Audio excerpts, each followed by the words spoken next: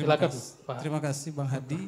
Saya sekedar menyempurnakan saja karena kita dari rumpun ilmu yang sama, ilmu hukum. Jadi yang disampaikan tadi saya tidak akan terlalu banyak untuk dikomentari.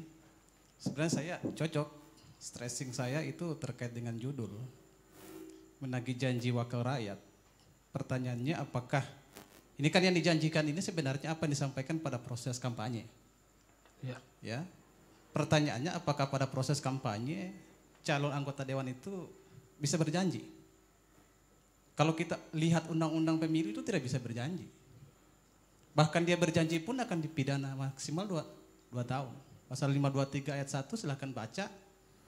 Dan dalam praktek pernah saya memberikan keterangan ahli di salah satu kabupaten, itu calon anggota legislatifnya janji.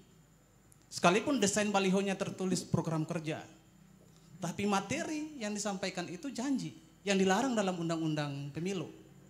Bedakan janji dengan program kerja. Kalau program kerja, ya apa yang kau sampaikan itu harus sesuai dengan tugas dan fungsimu. Apa? Legislasi, budgeting, pengawasan. Sekalipun ditambahkan tadi Pak El Nino itu tambahan yang tidak konstitusional. Kalau kita mau lihat tugas dan fungsi legislatif secara konstitusional itu pasal 20 huruf A ayat 1 jelas. Hanya 3 saja. Dalam satu waktu salah satu calon anggota dewan ini berjanji, saya akan menggratiskan umroh. Saya akan membebaskan pajak dan bumi bangunan. Saya akan memberikan uang santunan.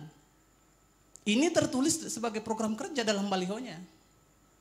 Tapi karena yang dilarang dalam undang-undang pemilu dilarang memberikan janji sebagai imbalan kepada peserta kampanye pemilu, akhirnya diproses. Saya katakan ini janji yang dilarang dalam undang-undang pemilu, bukan program kerja. Karena apa? Karena umroh itu bukan bagian dari program calon anggota dewan. Membebaskan, menggratiskan pajak itu bukan tugas anggota dewan. Itu eksekutif. Ya. Jadi kalau kita mau kritisi ini ya sebenarnya kalau kita lihat undang-undang pemilu, sebenarnya calon anggota dewan yang hari ini sudah jadi anggota dewan definitif itu tidak punya tugas untuk membuat program kerja. Kenapa? Karena program kerja itu hak partai politik.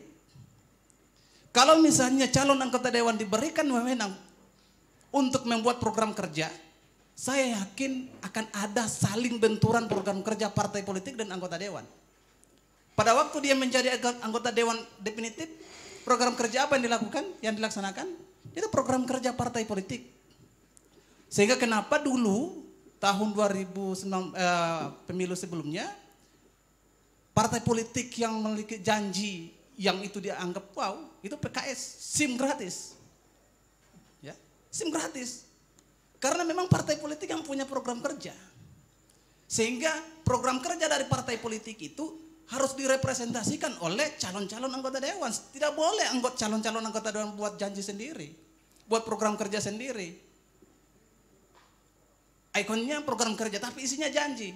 Akhirnya waktu ditanya ke saya sebagai ahli, apakah ini janji yang dilarang dalam undang-undang pemilu atau program kerja? Saya bilang ini janji yang dilarang. Karena apa? Karena dia menjanjikan sesuatu yang tidak sesuai dengan kapasitas dia ketika dia menjadi anggota dewan. Apa yang disampaikan dalam program kerja pada waktu kampanye tidak bisa dilakukan dalam proses legislasi.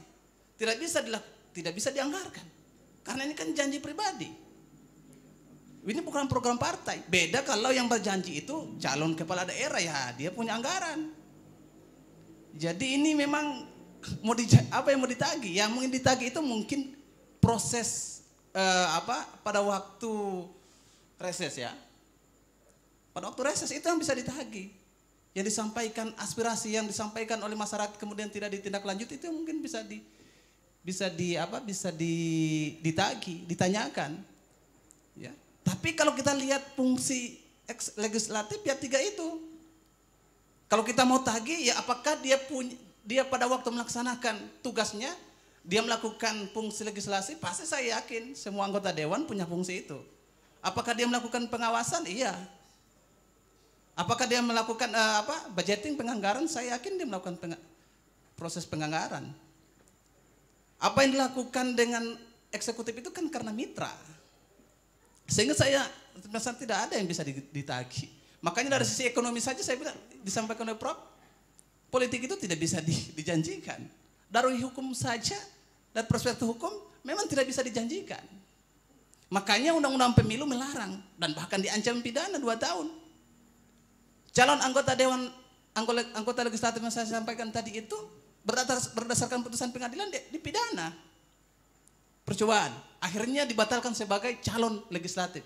Karena apa? Karena dia berjanji tidak sesuai dengan tugas dan fungsinya sebagai, ketika dia menjadi anggota dewan, dia tidak bisa merepresentasikan berdasarkan tugasnya terhadap apa yang dijanjikan pada masa kampanye. Ya. Makanya kalau saya lihat terakhir ini Bang Hadi, ya disampaikan Ibu Ida tadi, Pak El Nino, ya ada memperjuangkan traktor untuk petani, Pak El Nino tadi, makanan tambahan untuk ibu-ibu, Ibu Ida tadi yang disampaikan ada 15-20 juta untuk TPQ. Saya yakin yang itu, program kerja yang disampaikan itu tidak disampaikan pada program kerja pada saat kampanye. Ya. Yang disampaikan tadi itu tidak menjadi program kerja pada program yang disebutkan disampaikan ke peserta kampanye pemilu pada proses kampanye.